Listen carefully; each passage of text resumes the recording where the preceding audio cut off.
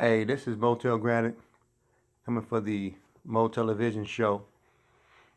This is my first episode in season 2, and this is episode number 3. That's inside of season number 2. And today's topic is called epidemic. And the three areas of epidemic that I want to cover is hatred, selfishness, and then success. So the first part of an epidemic is hatred. And um, hatred seems to be a type of a poison that punishes a whole nation of people. An epidemic is sometimes a drug that's injected into a system that causes mass hysteria and causes people to cling to their life or yearn for some type of salvation or beg and plead for more. An epidemic. They have movies about epidemics and the disease Pandora as a pandemic or whatever it is. But an epidemic, again, from a hatred standpoint, is something that you inject into the people to sometimes fumigate them and break them down and to shorten the population. If the population is too large, they implement a hatred tactic, and that is classified as an epidemic, and it eliminates and wipes out people. Not always a coincidence that somebody has disappeared and not found again, and somebody who has a disability disappears.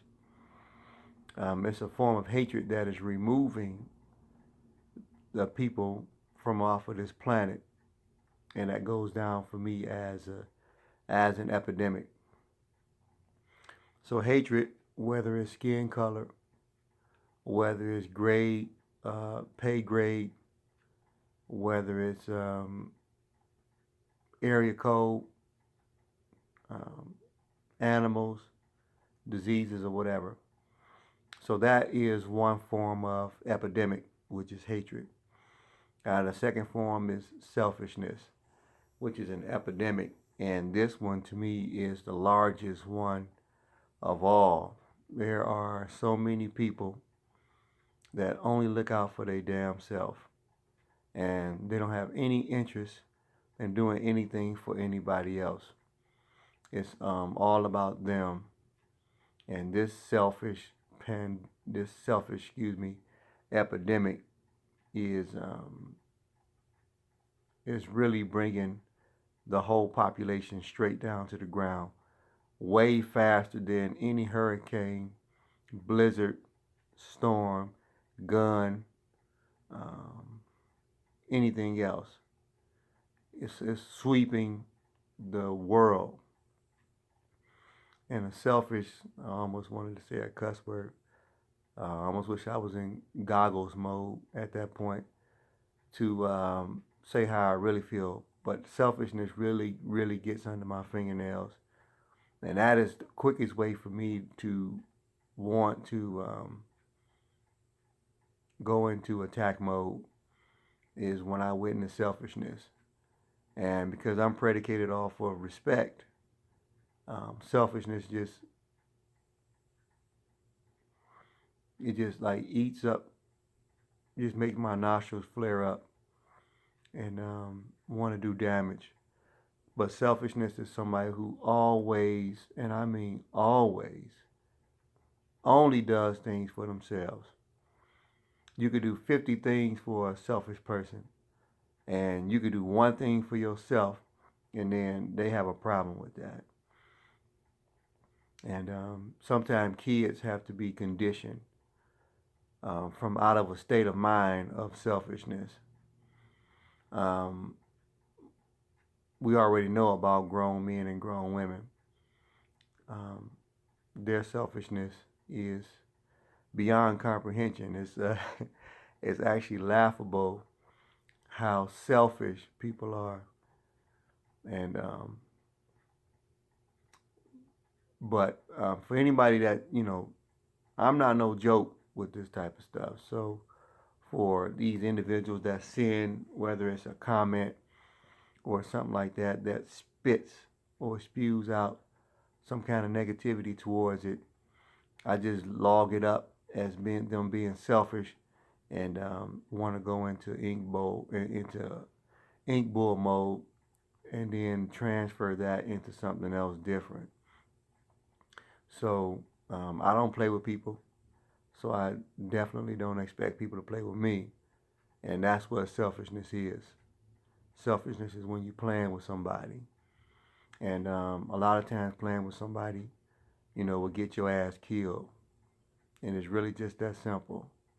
So if your whole life is going to be lived playing with other people, and you want to deal with the epidemic of being selfish, then that's on you. You face whatever punishment or consequence that come with it. Other than that, you need to sit your ass down somewhere and quit playing. Um, the last piece of an epidemic, to try to make this as positive as I can, to put a sharp edge on it, is success. Success is an epidemic too. It's every day telling yourself that you can accomplish that, whatever you set. Like me, I do want to become an actor. I do. I want to become an actor and have a lead role in a great movie, a great motion picture. I do. And also on a sidebar, I do want to become a defensive back coach or cornerback coach at a Division I college or university. I do. And I'm in the process of writing this novel. I want my novels to be successful, so I want to be a successful writer.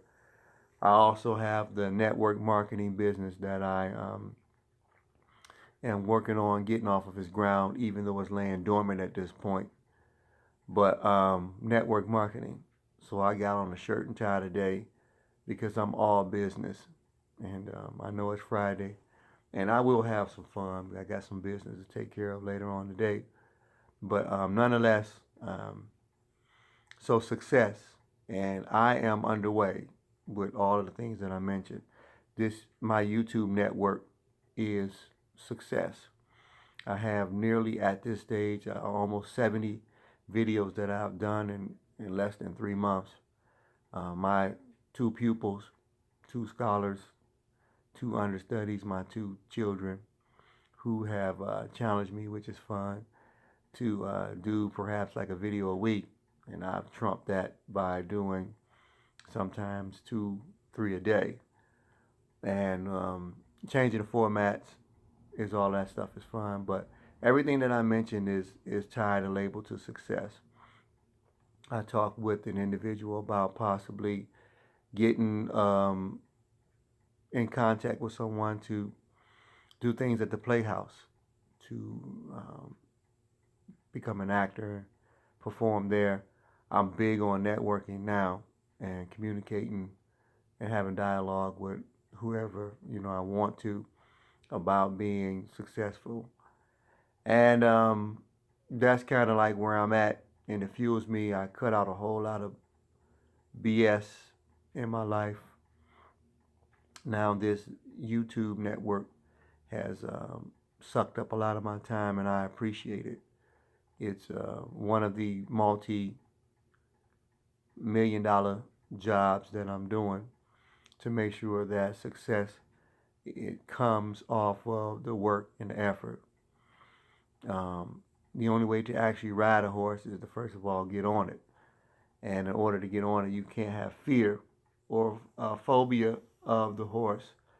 So you got to get on and ride it. And I'm a golden horse, so I want to say before I get off, I apologize again to anybody that I offend whether they deal with an epidemic of hatred or whether they deal with an epidemic of selfishness. I'm just going to say that because I want to try to be the bigger person.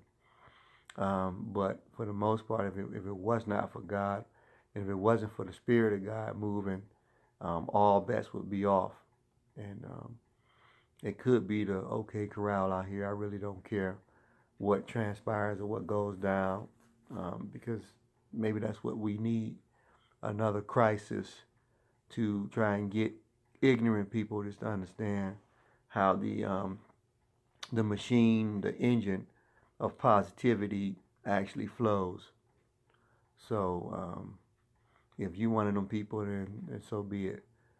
But if you one of the people on the successful side, then roll with that. If you just a person who wants to criticize or be negative, those are some weak characteristics. And if I do have an opportunity to have dialogue or sit anywhere near you, I will want to deal with you. I'm not gonna lie about that. I'm not gonna cut any corners. Even though the Motell Granite stands for Maurice only tells everything leading to the Lord, it don't lead to me. So I can tell you something that leads towards God, but nowhere near me. In the deepest parts of the valley is where I sit. So I'm an East Cleveland native, born and raised down there where the cemetery is at, where the abandoned buildings and all that stuff are functioning. So be careful, because my tongue it can be wicked, and some other things can be in the same fashion. And that posture of dealing with a stiff-necked person that wants to use one of those first two negative epidemics. If you selfish, I'm probably gonna get away from you. So if you've dealt with me before and maybe we're not dealing with each other anymore, it's probably because the perfume or the funk of selfishness has rang out and it's got into my nostrils, and I don't like the way it smells. So if you're a person about hatred or whatever, I'm doing you a favor, both of y'all, by getting away from y'all before something rings out, and it won't be positive. And I know that's the little image that I'm trying to obtain. But again, this is the Mo Television Show. I'm in a different mood today, but the show must go on, just like the circus or whatever has it. But this is Motell Granite. I do still want to say that God loves you, and I always don't. But I'm not the one that matters, because if I did matter, then I would be the person who was in the center of the focus of what everybody's life exists off of. I'm not, so we won't worry about that. But God loves you, and that I know and I believe. So we'll leave it at that. All right.